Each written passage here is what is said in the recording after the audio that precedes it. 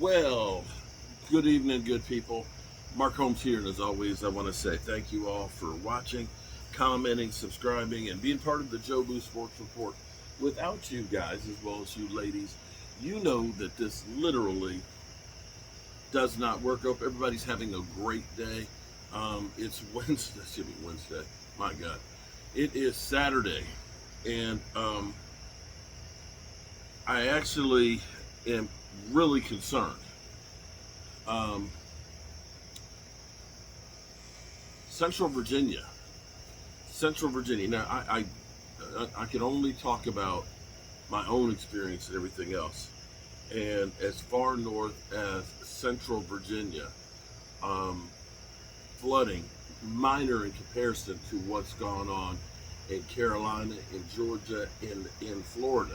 I have no idea how bad it must be, but having been up in New Hampshire, um, going after the flood a year later, how bad that was for people. There's over 50 people that have lost their lives, and I know I've seen pictures of I-40 in Asheville, North Carolina, and you are literally seeing whole towns underwater. I know Karen Dugan and Angelica Barone were right in the path of that thing, and so on, and have not seen the either of them. And there are millions and millions of people whose power is out and will be out for some people, maybe for weeks. When you have devastation like this, it takes years to overcome it. And I'm sending prayers to all of the people that are within earshot of this, and even the ones that aren't, because when you have something like this, it takes all of us to get through it.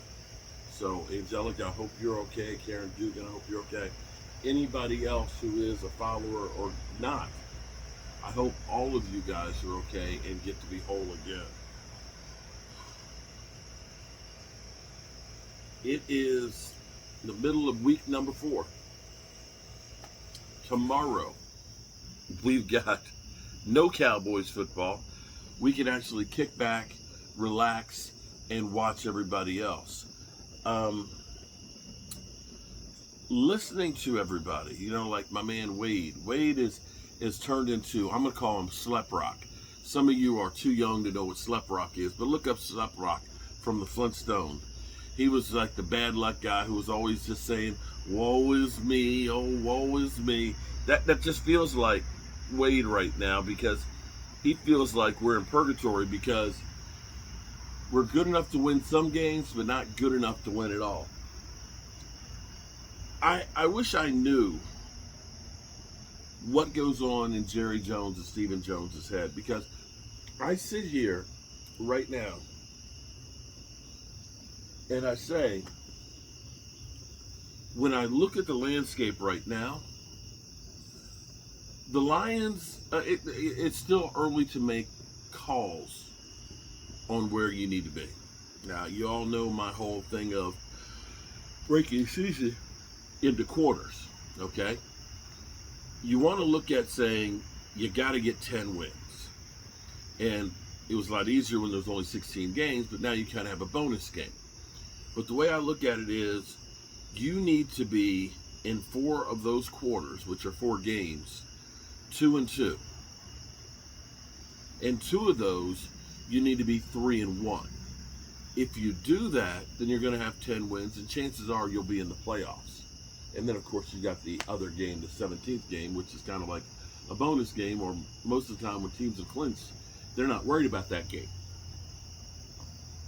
The Cowboys, at least, have gone 2-2. The next 4 games, you got Pittsburgh, you got the Lions, you got the Falcons, you got San Francisco right there. If the Cowboys can some way go 2-2 right there, hear me out, that gets us at 4-4. With the way the schedule is the rest of the season, you got a chance to make the playoffs. It gets easier. This is the murderer's row. This is all of the playoff teams. And so at the moment, it looks a little dark because, we've lost D-Law and we've lost Micah Parsons for the next possibly month, maybe even longer. And we're going to need some guys to step up. I'm not doom and gloom like everybody else right now because tomorrow is going to bring some crazy shit. You're going to see some things that all of a sudden make you look differently at some teams. Minnesota is 3-0, and I'm not sure that Minnesota is really that good of a team. You got the Eagles, who found a way to win the other night, somehow, some way. Now, battered, bruised, and beat up, going against the Tampa Bay team that has played pretty good with Baker Mayfield. The Eagles lose that game, all of a sudden, things look a lot differently. Now, Washington, well, they have to go to the Cardinals. They're the underdogs on the road, 3.5 points. Who knows what team that's going to be? And even when I look at the San Francisco 49ers that currently are 1-2, I don't necessarily see a team in the NFC that you look at like you did San Francisco last year, that you looked at and you said, oh my God, they got great linebackers, they got great defensive line, they got great cornerbacks, they've got 2 great wide receivers, a great tight end, best running back in football, and, a young stud quarterback. You looked at that team and you said, that team is loaded and ready to go, and you see dominant performances. This year, it honestly feels like exactly what the NFL has wanted, which is all the teams to be basically about even. So from 1 week to the next, you don't know what the hell you're going to get. Makes it great for betting because you look at it and say, from 1 week to the next, a team can be great and be like shit, which of course is more money for the NFL. So I'm going to go back to my original statement, which is you really don't know till really about October what teams are about. Now here's my thing with the Cowboys. And I have to say, shout out to Brian Green for reminding me of this. But you have to understand something here. The Cowboys are starting more first and second year players than probably anybody else in the NFL. And even some of our second year players really aren't second year players. Overshown, bro, he's got 4 games under his belt and he's a second year player. Guyton and BB are only 4 games into their NFL careers. Ceylon Carson, who is injured, he's only into a couple of games. You see what I'm saying here? The Cowboys, and Schoonmaker, second year.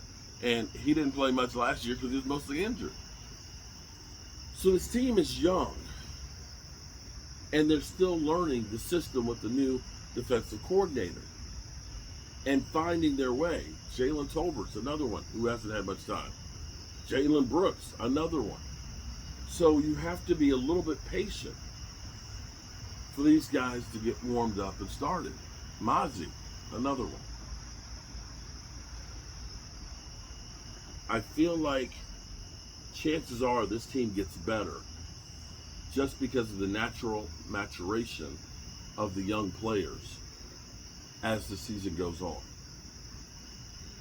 And for everybody out there, I have yet to really do a video on it. Yesterday was kind of crazy. Today was kind of crazy too. But I get trashed quite often because of believing in players. Believing in Dak Prescott as long as I have. People have literally called me everything but a child of God. And I had that same belief with Mozzie. I believe what I saw in training camp was real. But I understand that Mozzie is still a very young guy who's learning the NFL game, which is a lot different than college. What I saw this past week against the Giants was what I thought I was going to be seeing on a regular from what I saw in training camp. In training camp, That guy was always the first one on the field and the last one off, working his ass off. And Joe the fan out here, with the whole Mozzie pad, Mozzie's a bus, Mozzie the turnstile, and Dan Sallee, I can't wait. Please, please, Baker Mayfield, please beat the Philadelphia Eagles. Please, please. I want to go on Wednesday on the Dan Sallee show and be able to get a little bit of payback. That's all I want. Last week was so hard when the Eagles found a way to win and we lost it. Listening to them talk about Micah Parsons missing in action and Mozzie Smith. Oh, he sucks. Mozzie Smith. Mozzie missing in action. I want to go back in there and I want to talk some trash and be able to stand up for my guys. So it feels funny, of course, no game for tomorrow, and not running around all day today picking up the big sub and everything else.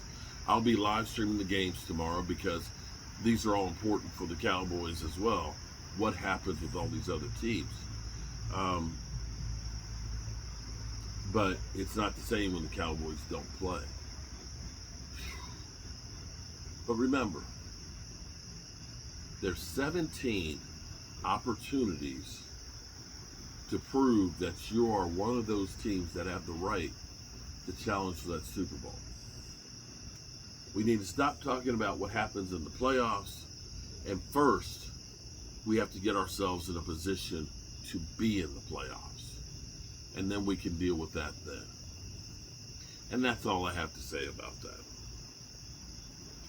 So, good people, prayers for everybody that's been in the path of this hurricane/tropical storm that has brutalized the country. And I hope all my people are okay. Remember, always remember, tell the people you love how much you love them, because you might not get the chance again, good people. And I love y'all.